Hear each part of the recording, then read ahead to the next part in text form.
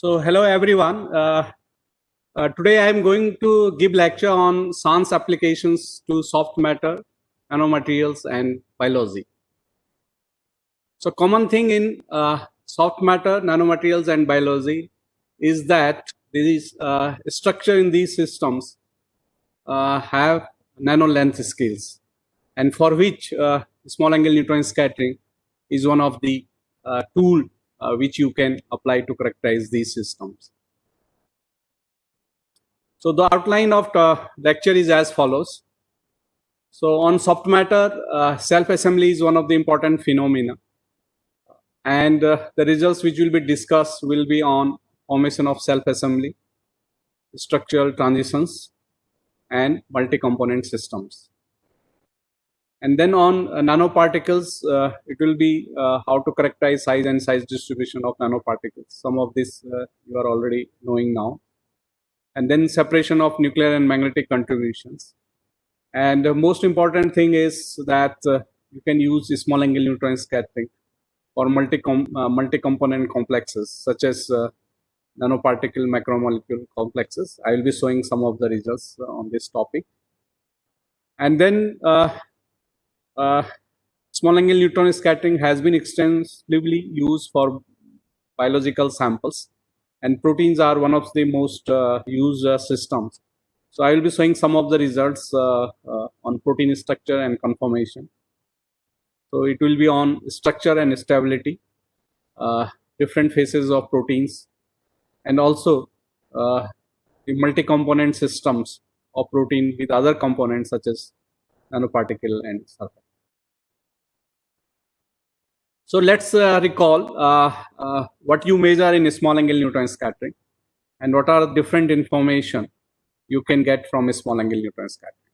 So what you measure is for a system where your particles are dispersed in a medium. So your intensity is given by this kind of expression, and where n is the number density of particles, v is the volume of the particles. And from this you can get the information on number density and volume fraction in the system. Most of the times you may be knowing this information in your system, but if these are unknowns, you can determine them by small angle neutron scattering.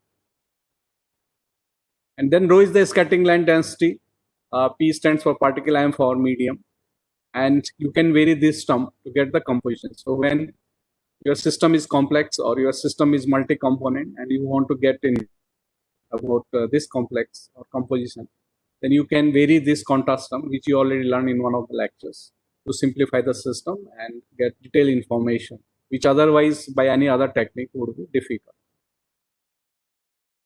These are the terms which decide the functionality of a scattering intensity: form factor, which gives you shape, size, and size distribution. And then structure factor, which gives you the interaction and ordering in the system. So this is what are different information you can get from the small angle neutron scattering. It's called a versatile technique because you can see, you can get a number of information from the system from this technique. But what makes a small angle neutron scattering unique compared to its complementary techniques are the following points, which are very, very important. And I think most of these you have been hearing already. So first is in a small angle neutron scattering, you can measure bulk sample and also under native condition. So unlike microscopy technique, your sample size is very, very small, and you don't use the sample under native condition. But a scattering technique where you can use the volumes which are in the milliliter or cross section of the order of centimeter square, and the samples are measured under native conditions. You don't have to dry solvent. So this is very unique in the case of small angle neutron scattering, or in fact in the case of any scattering techniques. And then since you measure sample in bulk, you measure both structure and interaction. So like microscopic techniques, you cannot see the interaction evolving in the system. But in the case of small angle neutron scattering, you not only measure structure, but also you can measure the interaction in the system. And the second lecture was to show that there are many ways to vary the contrast and much easier than any other techniques. And is it possible to vary the contrast really makes this technique unique, which you cannot do with other techniques. And then since neutrons are a small magnet, also you have the advantage of neutrons to study magnetic scattering. So you can separate nuclear scattering from the magnetic scattering. So these are the unique advantages of using small angle neutron scattering with respect to complementary techniques.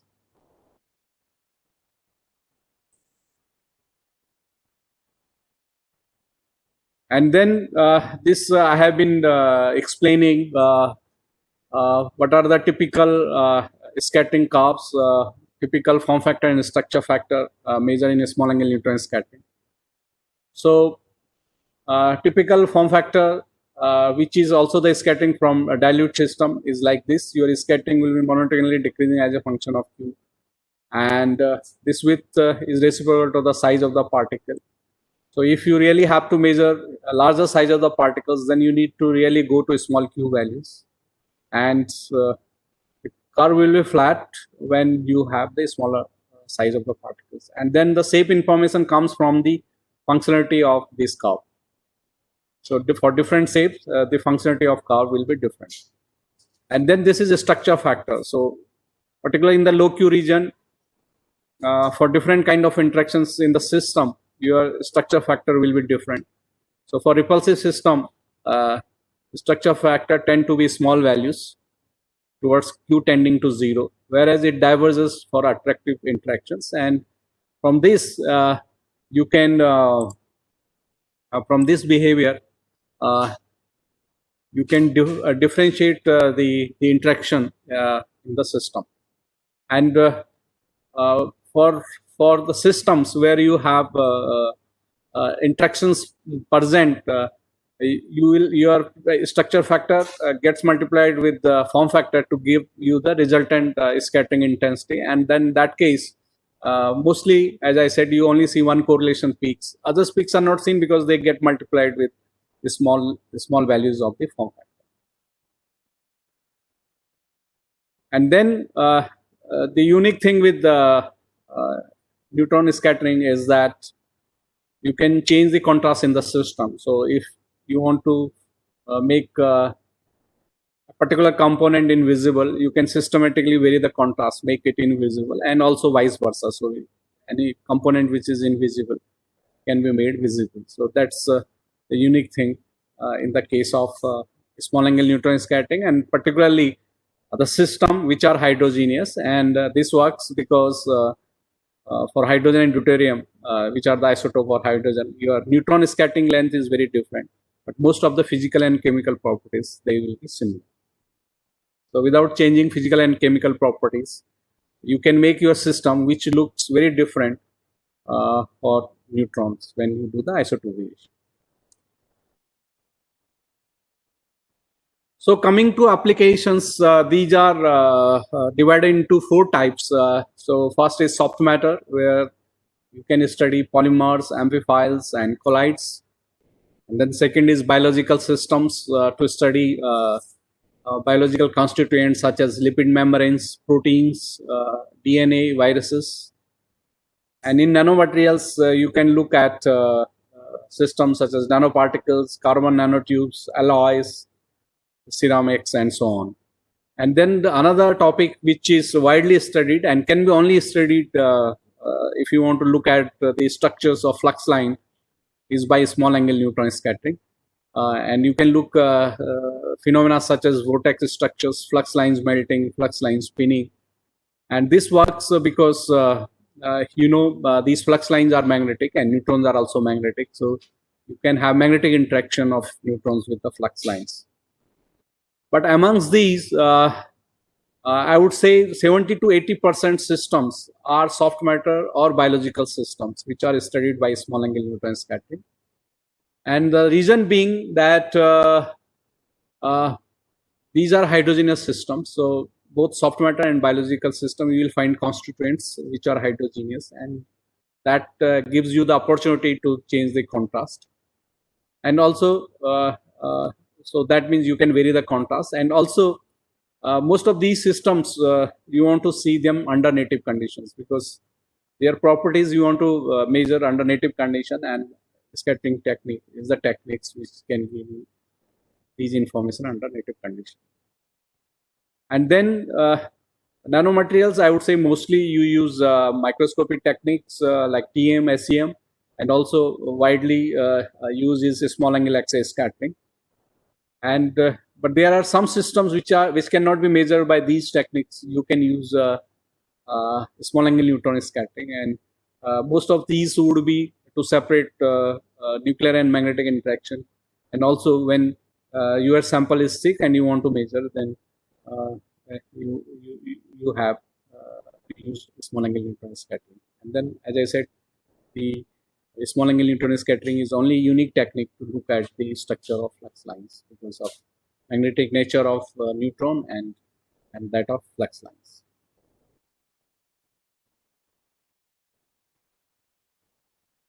So coming to soft matter, which is one of the widely studied system using small angle neutron scattering. And what is soft matter actually? So soft matter, you see many many materials in day-to-day life, starting from when you wake up in the morning and use your toothpaste, it's a soft matter. Then the milk you drink is a soft matter.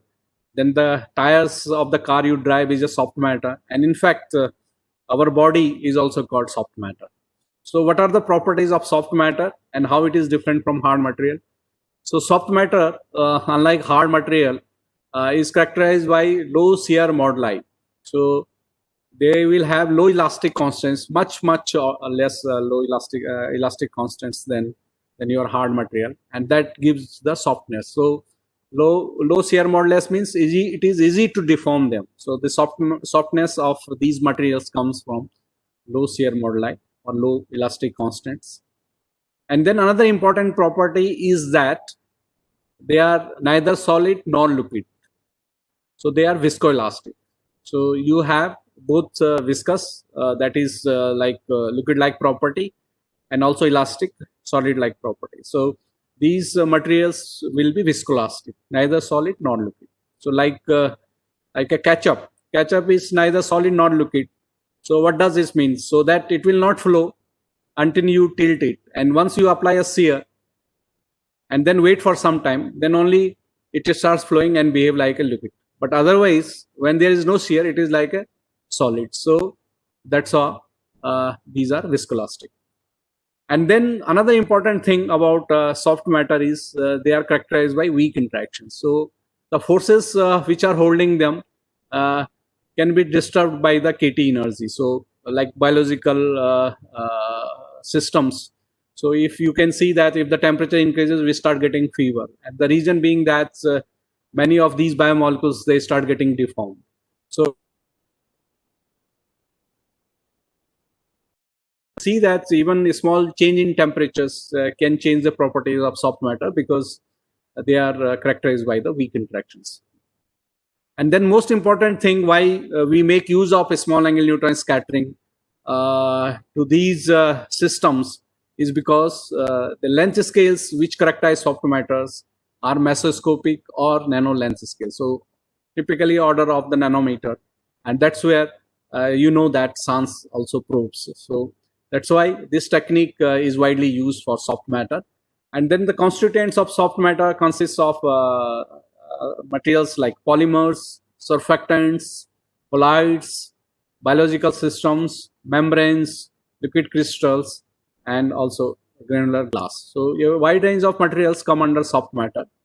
And good thing about soft matter is that it is a multidisciplinary research. So you have people coming from different disciplines working in this field, including physics, chemistry, biology, chemical engineer, material science, and so on. And this field was earlier called as complex fluids, and only it is being called soft matter when Professor D. James got Nobel Prize working in this field in 1991 for developing methods which can be used for soft matter, otherwise used for simple systems. And since then, these materials, otherwise earlier called as complex fluids, are now called as soft matter. And when you do research in this field, then what we try to address is the link between structure interaction and macroscopic properties. So basically, what you look is the properties of soft matter, and if you want to understand these properties of soft matter, you have to understand the structure and interaction, and that correlation from structure property will comes from the small angle neutron scattering. So the purpose of small angle neutron scattering is to correlate between structure interaction and microscopic properties of the system. So self-assembly is one of the important phenomena seen in soft matter. And basically what happens most of the times, you see the system which are hydrophilic, means they will be soluble in water, or hydrophobic, they will not be soluble in water. Like oil is an example of hydrophobic, and hydrophilic like salt, they will be solubilized in water easily. But if you have the molecules called as amphiphilic molecules, they will have both the parts. One part which is hydrophilic, means can be dissolved in water, and another is hydrophobic, which cannot be dissolved in water. So if we mix these two in one molecule and dissolve them in water, so what happens is they will have a tendency to go at the surface, because in the surface, the part which likes water will be in touch with water, and the one which does not like water will go away from the water. And what happens if you keep on increasing this concentration, then above concentration called as critical micelle concentration, they aggregate, they self-assemble. You don't do anything, you just keep on increasing the concentration, and then our concentration called CMC, they self-assemble and form this kind of aggregate, which is called micelle, which is self-association process. And you can find the formation of these kind of micelles by measuring the surface tension. So what happens? Surface tension keep on decreasing till CMC, and once your surface has been saturated, then most of these molecules, whatever you add now, will form this kind of aggregates, and then the surface tension is constant. So and I mean, if you want to wash your clothes with just water, then you will see that many of the darts or oil from your clothes you cannot remove, even you increase the temperature of water. But if you add little bit of detergent, so immediately you can clean dart or oil attached to your clothes. And this happens because of the formation of these kind of micelles, where your dart which is not soluble in water goes inside these micelles, and then with water you can clean this face of the micelles. Also, if you wonder, we eat a lot of oil, fats, and how our body, where mostly consists of water, 60 to 70%, and how this is solubilized. So our liver produce these kind of amphiphilic molecules, and they can solubilize your fat or oil inside these bile salt micelles. So also the solubilization of fat and oil in the body is because of these kind of small micelles. And then you also use these micelles for nanoparticle synthesis, because you can allow the constituents of the nanoparticles to come inside this part of the micelles and grow. And you can also change the solvent from water to oil, where these tails will come out and this hydrophilic part will go in. And in that case, you can also grow the hydrophilic particles. And then also you can use these kind of aggregates for drug delivery and so on. What is interesting is these structures are not only formed in the spherical shape, they can go to different shapes like rod-like, bilayers, or even vesicles, onion kind of structures. And if you increase concentrations, then they go to liquid crystalline phases like cubic and hexagonal, lamellar, and even bicontinuous. So, a lot of structures by varying the concentrations and also the changing temperature and in presence of additives, you can get different kind of structures. And by making different structures, you can tune the properties of the systems, such as flow properties, solubilizing properties. And that's why these are widely studied topics. And small angle neutron scattering is one of the techniques to look at these structures of the micelles.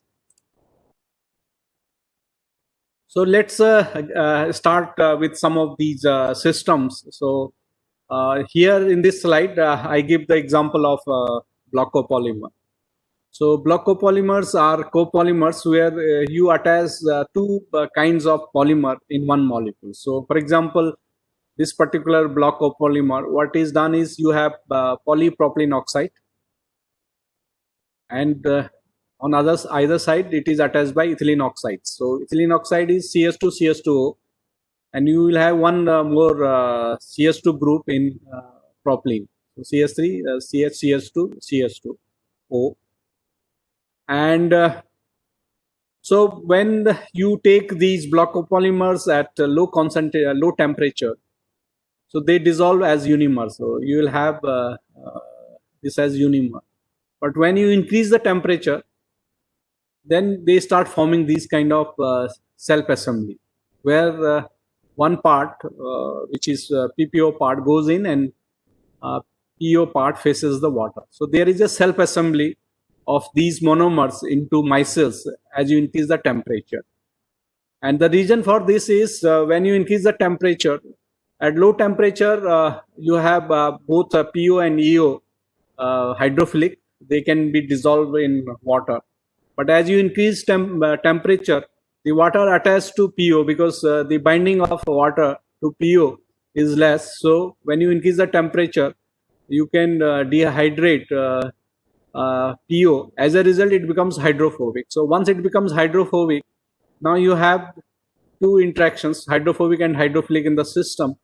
And where hydrophobic try to bring them together like oil, but it is not an infinite size, it is a finite size. So there is competition of this hydrophobic with the hydrophilic interaction. So hydrophilic limits the size, and hydrophobic tries to make it infinite size. So because of the competition of two interactions, you get a finite size of these micelles.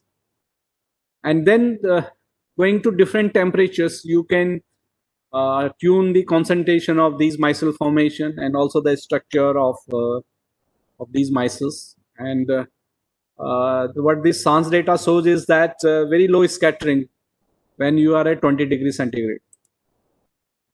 So that means these block copolymers, they are dissolved as monomers like this. So your scattering is low, and as I told, your scattering is proportional to volume. So as your volume is low, your scattering will be low. But you see, when you go to higher temperature, 26 cm, C is around 25 degrees centigrade. So your scattering intensity increases in the low Q region as the temperature increases. And this is where you start forming these kind of micelles. And when you further increase the temperatures, then there is also dehydration of water from this cell of these aggregates. And in that case, then your hydrophobic dominates over hydrophilic, and you could have the structural transition of these micelles from sphere to rod-like.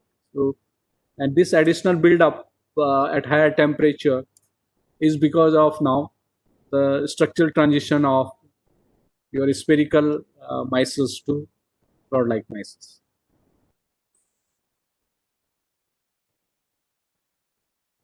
This is another system where again you can tune self-assembly.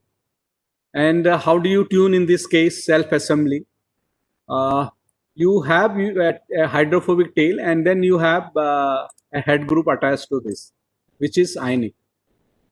So what happens when they form this kind of assembly? As I said, you have attractive interaction between these tail and repulsion between these head groups, because once these bromide counterions like salt dissociates, so you will have plus ions here and plus ion here, so they will repel, and that decides the size of these micelles. But now what you do is, instead of just one ionic part attached to this hydrophobic tail, you attach two heads actually.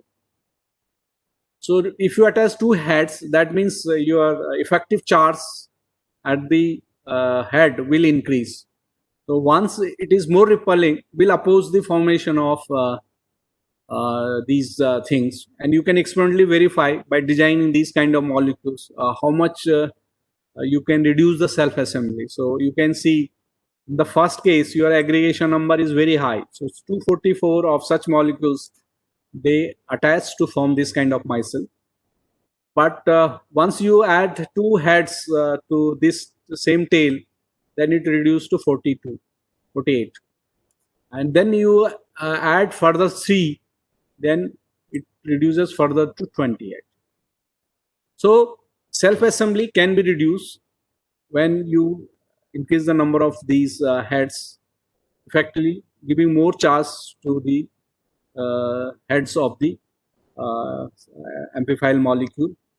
And interestingly, what you also see is this conformation of a tail. So this tail, actually, you have the same alkyl tail, which is hydrophobic tail for these surfactants, and that decides what should be your the conformation of the axis of these micelles.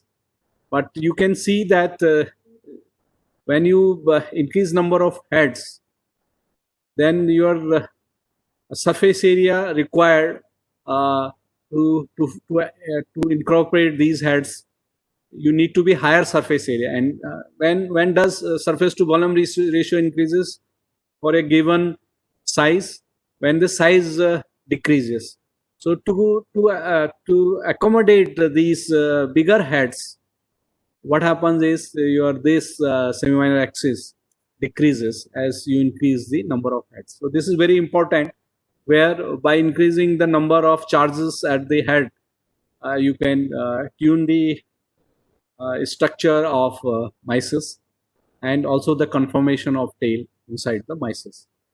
And interestingly, what was found was that for these kind of structures, if you add some additives or you change the temperature, these structures are more stable or highly stable with respect to temperature or with respect to any additive, which otherwise will change the structure of these micelles.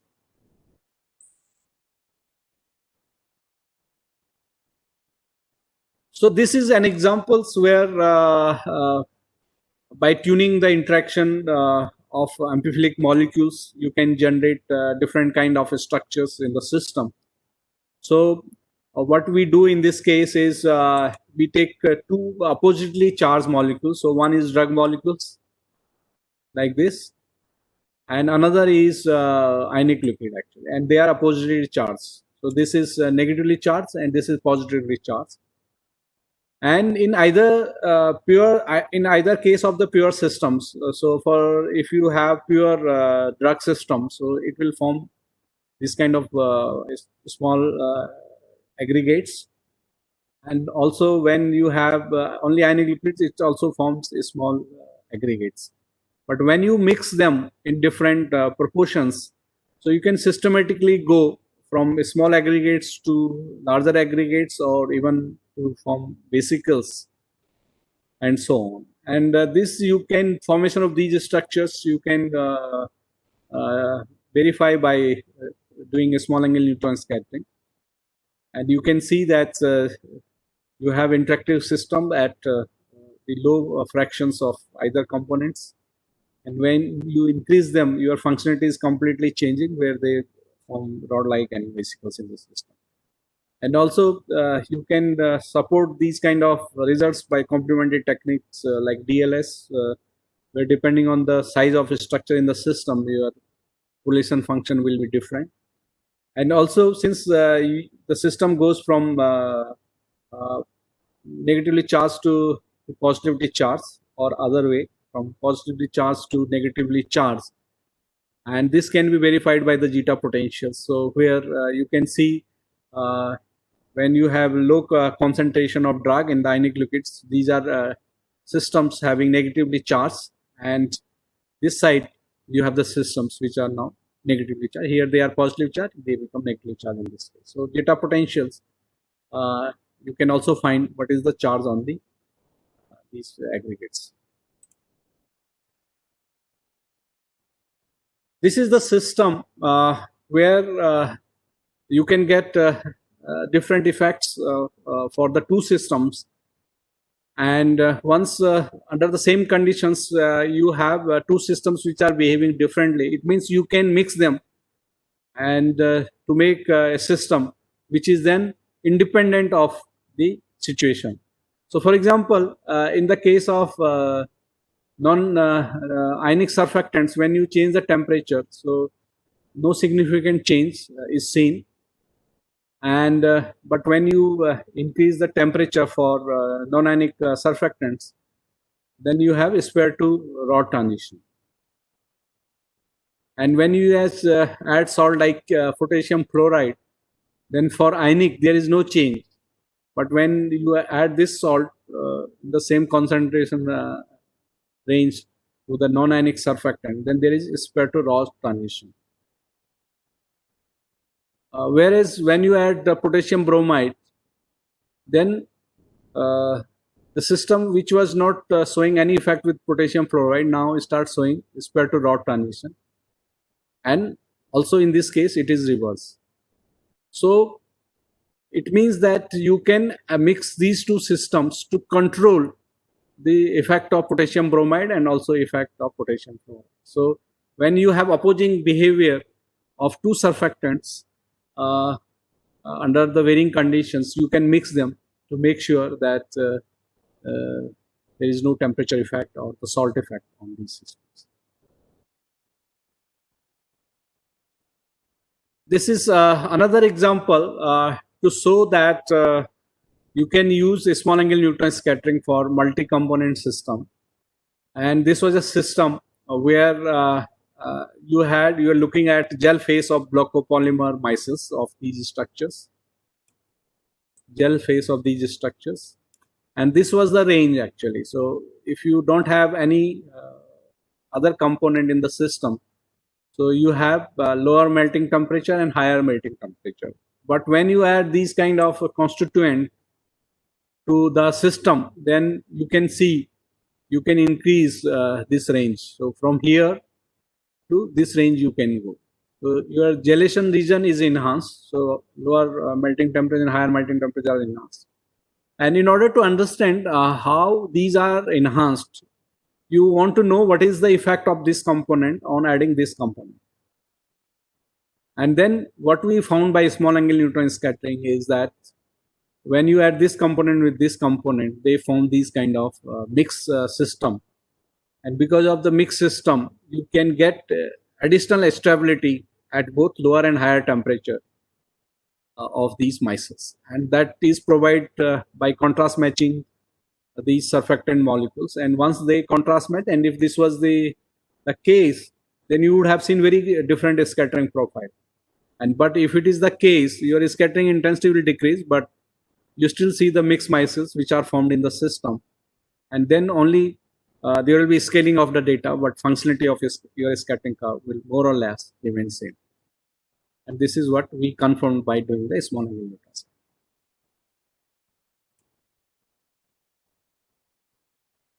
So another systems which have been widely studied by small angle neutron scattering are biological systems. And they are not very different from soft matter. In fact, they are part of soft matter because they also have the characteristics similar to soft matter. And what works small angle neutron scattering for biological system is that as I have been saying that you can do solution scattering under native condition. And then you have high contrast of hydrogen component if you change the solvent from H2O to D2. Just by changing solvent to D2, you can get high contrast. And then if you have a multi-component system, you can do the contrast variation. So this is what you can do with the small angle neutron scattering, and that's why this SANS is a useful technique for biological system. And from the biological macromolecules point of view, what works that you can use a small angle neutron scattering is that they have well-defined size and composition. So whenever you take a protein, so they will have a well-defined size and composition. And also, if you look at different biomolecules, they will have well-defined chemically different components. So if you have different components like lipids, sugar, nucleic acids, proteins, they will have different compositions, different ratio of carbon, hydrogen, nitrogen, and oxygen. That means you can contrast match these constituents at different contrast ratio of H2 and D2, and that is why you can study them by small angle contrast. And this is very important slides, how you differentiate different biomolecules in a biological system, because as I said, they have different composition. So once they have different compositions, they are contrast match for different percentage of D2O in H2O D2O solid. So for example, if you take 30% of D2O in H2O D2O solvent, your lipid will be contrast match, so it will become invisible. For protein, it is 42%, and for RNA, it is around 65%. When you have 65% of D2 in H2 D2, RNA will be invisible. So because of their contrast match at for different percentage of D2 in H2 D2, you can simplify complex systems such as viruses, where you will have all these components present and study them in detail. So proteins are one of the important biomolecules, because I think after water, they are in the highest amount in the body. About 15% of our body, we have the proteins molecules. And they only function when they are in the native conditions. They do a lot of functions in the body, and many of diseases we get because they are not in the native conditions. They either denature or they aggregate. And for that, from that point of view, it is important that we know the structure and stability of proteins. And most of our studies, they are on model systems, but we can also take actual systems. And for that, as I said, you need enough amount of samples to characterize them. So this slides shows that the structure of proteins. So we have studied two model proteins, lysozyme and BSA. And so when you just want to look at a structure, what is advisable is you take the dilute system such as 108%, so that there is no structure factor. So then what you get is only the structure information. So these are globular proteins. In the case of lysozyme, you find it like a prolate ellipsoidal with semi-major axis 2.4 nanometer and semi axis 1.4 nanometer. And in the case of BS, it is oblate ellipsoidal with the semi-axis 4.2 nanometer and semi-minor axis 1.5 nanometer. So once you want to know the interaction of these systems, then you have to go to concentrated systems like 5-8% or 10-8% or sometimes higher. And if you take these kind of systems where your concentration is higher, then you will get a correlation peak and contribution from a structure factor. And once you have contribution from a structure factor, you can fit the interaction in the system. And these systems, when we measure at higher concentrations, we can also get information about the charge on the these proteins. So, for example, on the lysozyme, we get the charge which is 0.7 electron unit, and in the case of BSA, it is minus 18 electron unit.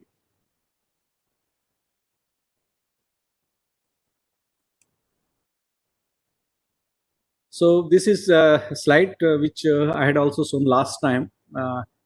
You can look at the interactions using a small angle neutron scattering, and this is And as I said, to look interactions, you have to use concentrated system. And in this case, we have used 5-8% protein sample. And then we are looking, because we know these are charge stabilized systems. And since these are charge stabilized system, addition of additives such as salt will make an important role. And particularly for these systems, we see there is a liquid-liquid phase transitions. Proteins go from dilute protein concentration to protein-rich concentration, and which can be used in the protein purification. And what we have seen is that we need to hit two potentials which look after repulsive part in the system and also attractive part in the system. And so there will be 4 parameters in the system. So magnitude and the range of attractive part, and also the magnitude and range of the repulsive part. And what has been seen is when you add salt, your magnitude of your attractive part increases, and that of repulsive part decreases, and your range will be reciprocal to this thing. So Z decreasing means your range is increasing of attractive part, and in this case Z is increasing means range of repulsive part decreasing, and which is expected for the this kind of repulsive part when you add this ionic strength. And once you know the parameters, you can plot these potentials how they vary as you add this.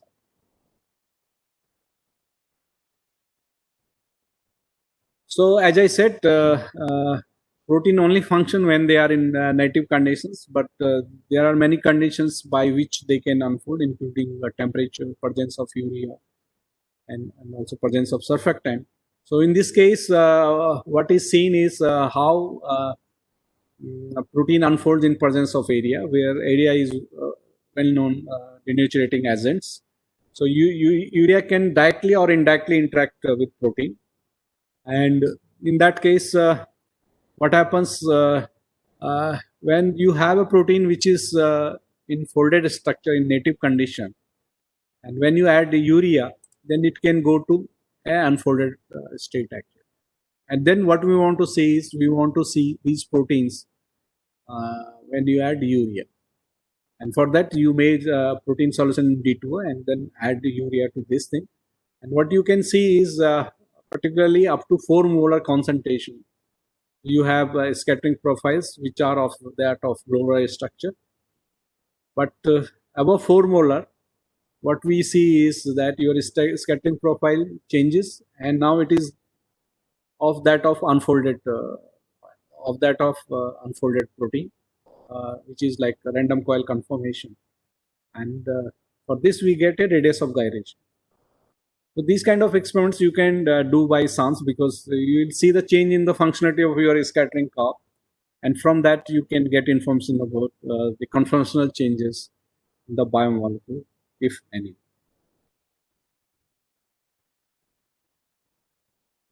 This is another example. In this case, you are adding surfactant molecules to the protein. And protein and surfactant molecules, they have common that they are amphiphilic molecules. Both of them will have hydrophobic and hydrophilic patches. And these surfactants can attach to the ionic patches, hydrophilic patches, and also aggregate around the hydrophobic patches. So what happens, this globular protein, it unfolds forming this kind of bead necklace like a structure. And you can see this unfolded protein, particularly when you will contrast match these surfactants. So once you contrast match these surfactants by taking deuterated surfactant and also solvent as D2, then only you see the hydrogenous protein. And you can see the pattern in this case, the scattering is very different when both are scattering. But in this case, now these micelles are contrast matched, and only you see the protein which is unfolded. And then again, as I said, if it is unfolded protein, you can fit it to the random coil conformation, and you get the radius of gyration of the unfolded protein. Also, many times, you know what happens when you boil a egg. So a liquid-like phase goes to the gel phase, and basically, what is happening on heating is these protein molecules they get denatured, and to avoid their exposure to water, then they finally aggregate. Actually, so these are nothing but what happens at higher temperature. There is some sort of aggregations followed by the gelation, and for that you can do small angle neutron scattering. So up to 60 degree nothing happens, so it means you need a minimum temperature to gel the egg actually, or to gel a protein, and up to that they maintain native structure. But once you go to higher temperatures, then you have created so much exposure of these molecules to waters, that hydrophobic wedges now they don't want to face water and they aggregate, so they will form this kind of gel structure which can trap water, and that's why it becomes gel. So this kind of thing you can get by the small angle neutron scattering. And for this kind of fractal structure or gel structure, what you see is that they are characterized by fractal structure, and the softness of gel you can correlate with the fractal dimension obtained by small angle neutron scattering. So coming to last set of examples on nanoparticles. So one thing what you determine is size and size distribution. So in this slides you have the data from different sizes of nanoparticles, and you see clearly this difference where the width of the scattering curve is different, and also the magnitude is different. And then you can fit by the form factor of a spherical particle, and also some distribution for size, and mostly you fit asymmetric distribution like log normal or Swiss distribution. And once you fit this kind of form factor and size distribution, you can get the mean size and the quality space.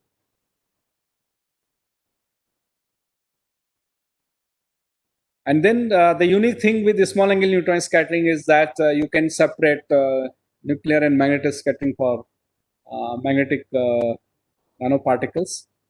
And as I said, one of the lectures, you measure, because neutrons are spin half particles, so you measure scattering intensity for two states of the neutron, up and down. And when you add, this is the scattering law, and your scattering will look like this in 2D detector.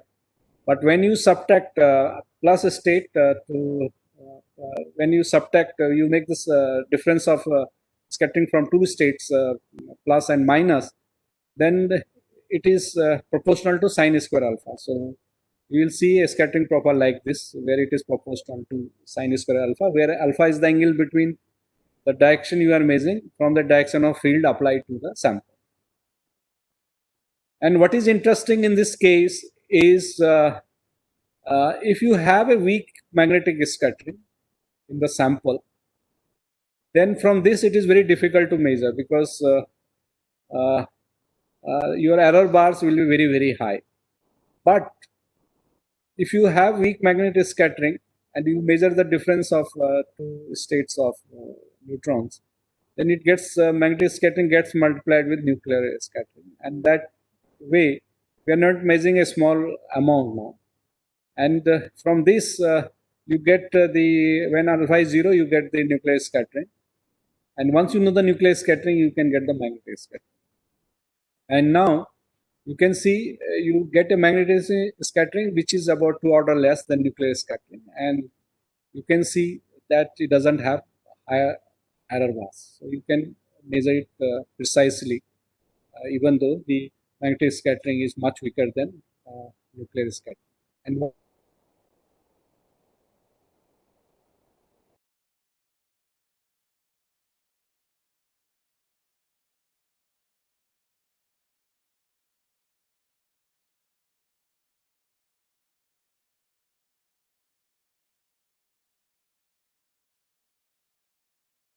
the surface of the particle. And if you want to understand the magnetization behavior of bulk and the nanophase, and people have seen that the magnetization in the case of the nanoparticle is much larger, much smaller than that of bulk. And if you want to know the reason, and then this size would be correlated with this difference in the bulk, in the magnetization of the bulk versus nano power of the magnetic particles. This is another case of, it was known in the literature, was very low yield of gold nanoparticles. So this color is coming because of the formation of gold nanoparticles, because they show the surface plasmon resonance, and this was very low. So once this multi-component system we studied by small angle in individual component, particularly this block copolymer and the gold salt, we could find out that the amount of block copolymer required to reduce these gold salt required is really very, very high, and they are not able to reduce gold ions. So once we could establish that by the contrast variation experiment, then instead of only adding your block copolymer to gold salt, what we add is also a reducing agent, hydrochloric acid, and then we could enhance the yield of the gold nanoparticles. So we could go to very high yield of gold nanoparticles. And this was only possible because we could understand the role of individual component in the synthesis of gold nanoparticles. And once we synthesize these gold nanoparticles, you can use them to study their interaction with proteins. And again, you can use a contrast variation experiment to just look the adsorbed protein on the gold nanoparticles and find how they are adsorbed on the nanoparticles. So this is another example of multi-component system that can be studied by small angle neutron scattering, and also you measure both structure and interaction in the system. And what is seen is if you have a charged nanoparticle solution, and as you add salt, so if you add monovalent salt or also divalent salt, so at higher concentrations, very high concentrations, so you start seeing the aggregates of the nanoparticles. So because aggregates can scatter light, so you start seeing the system turbid. This is because you start getting the aggregates of the nanoparticles in the solution. But when you add multivalent salt, we have seen unusual behavior. And in this case, in the beginning, it behaves like monovalent salt, where you will have the aggregates of the nanoparticles. But at higher concentration, there is a reentrant phase. Again, you start getting a stable phase. So this reentrant stable phase, now we want to understand by small angle neutron scattering in terms of how the structure interactions have been evolved. So we carried out small angle neutron scattering for these systems, and then from that we get the interaction potentials in the system. And you can see when you add a small amount of multivalent salt to the sample, your repulsive interaction becomes attractive, more and more attractive as you add more and more of this salt. So this is the system where it is going from stable to the two-phase system, where you have the aggregates of the nanoparticles, because the system is becoming repulsive to attractive. And when you further increase the concentration of multivalent salt, then it becomes clear. So in this case, when you look at the potential, then potential again from attractive, now it becomes repulsive. So this green line, so in this region, so you can see this again becomes repulsive. So our calculation of interaction potential clearly show that system goes from repulsive to attractive to repulsive, and that the system becoming repulsive gives rise to reentrant phase behavior of these systems, which is unusual and beyond the general theories of collides. So to understand, we also have measured zeta potential, and what you see interestingly in the zeta potential is that in the pure nanoparticle system, your zeta potential is high and negative, and then it becomes turbid. or goes to two phase in the when you increase the concentration of multivalent salt. But at higher concentration of multivalent salt, there is change in the zeta potential. So it goes from negative to positive. So what does this mean? So what this means is that there is charge neutralization at the lower multivalent salt concentrations, where what is believed is that these multivalent ions they are condensed on the oppositely charged surface, and that sets to short range interaction mediated by these compounds, and which is above the van der Waals attraction. And then as you have more and more these compounds condensed on the negatively charged surface, then at some stage they start repelling. So this reintrant phase is coming because of excessive condensation of these multivalent compounds.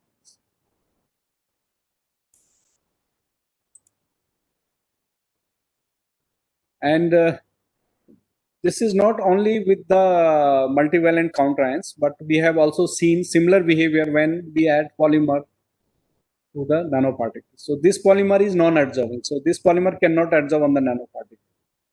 In that case, when these particles approach each other, and these polymers are driven away from the space between the nanoparticles, there is a concentration gradient of these polymers around the nanoparticles, and that concentration gradient gives rise to osmotic pressure and a force called depletion, which is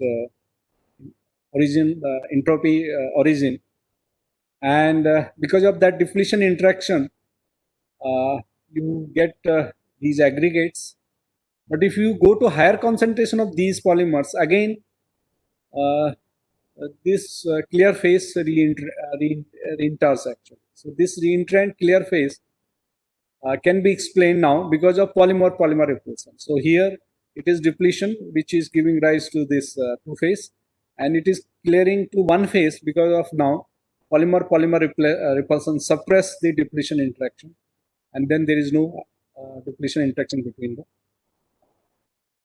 the nanoparticle. And this quantitative information on these can be obtained or have been obtained using small angle microscope.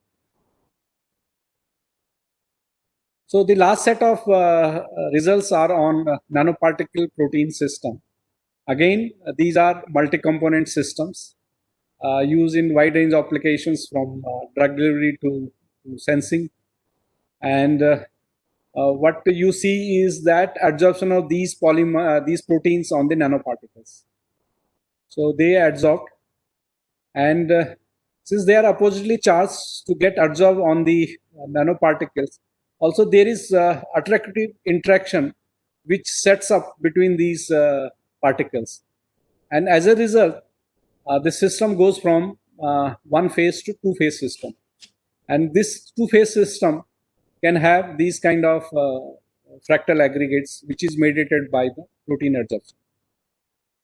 And this formation of two phase we have seen first with the dynamic light scattering, where you can see the effective size increases because now you start seeing the attractive interaction in the system, and that attractive interaction leads to the formation of two phase, which is reflected in this size, and very high concentrations you only see the two phase in the system. And when you do small angle neutron scattering, then as you know, you can look at the interaction in the system, and again, so you can use two Yukawa potentials looking after both attractive and repulsive part of the interactions. And what we minimize in this case is number of fitting parameter, and that is done by taking the pure nanoparticle system, and from that what you get is that fixed values of these parameters of repulsive part of the interaction. So once you know them, then as you add proteins to the nanoparticles, then you look at the attractive part, which is modified because of addition of the protein. And then you can see the magnitude is increasing, and reciprocal of the this Z parameter is decreasing, which is the range of the potential. And also, because we measure scattering intensity in the absolute scale, then what you can also measure is the population of these nanoparticle, which is getting converted into aggregates. So this can be obtained by small ambient test. And then you can have different proteins behaving differently. So one is which is getting adsorbed, another one which is not getting adsorbed. And when you see their phase behavior over a wide concentration range, and then you find that you can get similar behavior to that of one which is not adsorbed to that which is adsorbed. But the driving interactions are, as you see, are different. In this case, it is short range interaction which is mediated by the lysozyme protein, and in other case, it is long range attraction which is mediated by the non-adsorbing BSA protein. So one is because of electrostatic interaction, and another is because of depletion interaction.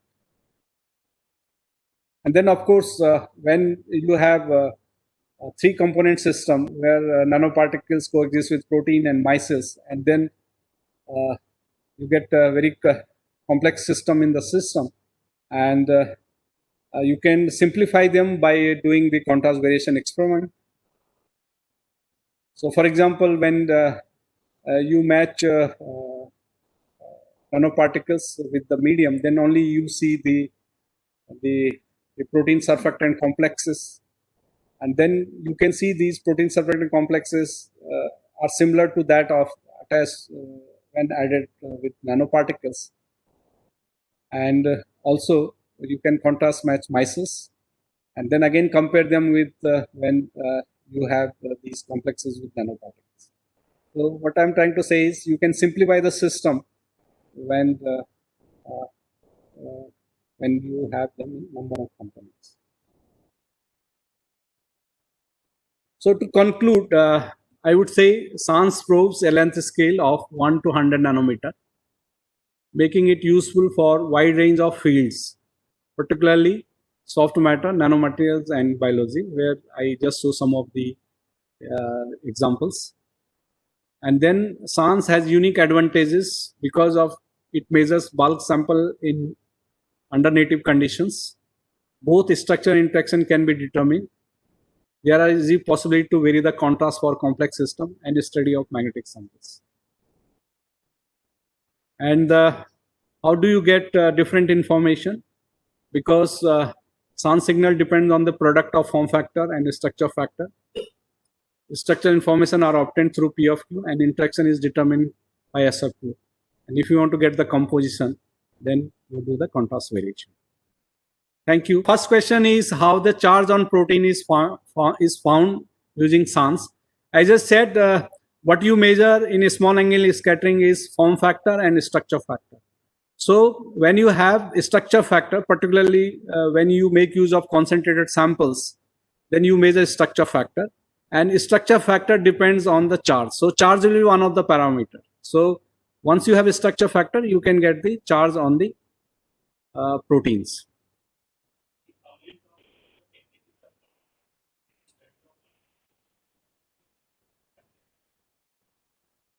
Okay.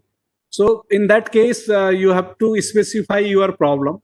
What is the problem? But one thing is clear that what you should have is some constituents at nano length scale, and then their evolution when you charge the battery. So I think there have been some examples where block copolymers are used, and if their self-assembly is used to modify the function of battery, then they have seen how the structures are modified when you use different solvents. So those kind of things can be seen by a small angle neutron scatter.